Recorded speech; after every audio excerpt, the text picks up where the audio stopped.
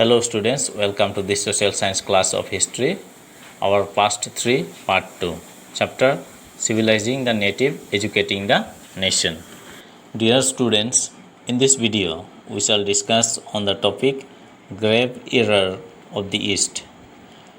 From the early 19th century, many British officials began to criticize the Orientalist vision of learning. Orientalist means those with a scholarly knowledge of the language and culture of Asia.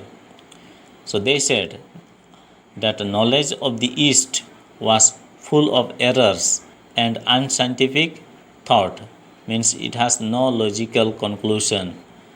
Eastern literature was non-serious and light-hearted, means it was like a comedy. So they argued that it was wrong on the part of the British to spend so much effort in encouraging the study of Arabic and Sanskrit language and literature. James Mill was one of those Anglicists who attacked the Orientalists. The British effort, he declared, should not be to teach what the natives wanted or what they respected in order to please them and to win a place in their heart. The aim of education ought to be to teach what was useful and practical. So, Indians should be made familiar with the scientific and technical advances that the West had made, rather than with the poetry and sacred literature of the Orient. So, by 1830s, the attack on the Orientalists became sharper. One of the most outspoken and influential of such critics of the time was Thomas Babington Macaulay. He saw India as an uncivilized country that needed to be civilized. No branch of Eastern knowledge, according to him, could be compared to what England had produced. Therefore, who could deny, declared Macaulay, that a single shelf of a good European library was worth whole native literature of India and Arabia. Therefore, he urged that the British government in India should stop wasting public money in promoting Oriental learning, for it was of no practical use.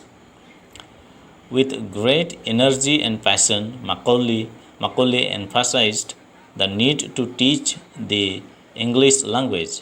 He felt that knowledge of English would allow Indians to read some of the finest literature the world had produced. It would make them aware of the development in Western sciences, science and philosophy.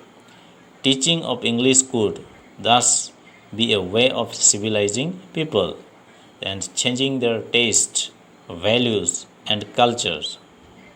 So, following Macaulay's minute, the English Education Act of 1835 was introduced, and the decision was to make the English the medium of instruction for higher education and to stop the promotion of Oriental institutions like the Calcutta Madrasa and Banaras Sanskrit College.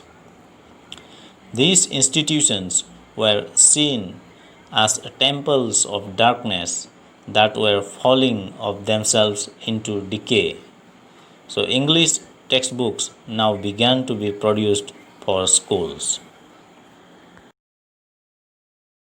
Dear students, that's enough for today. Thank you.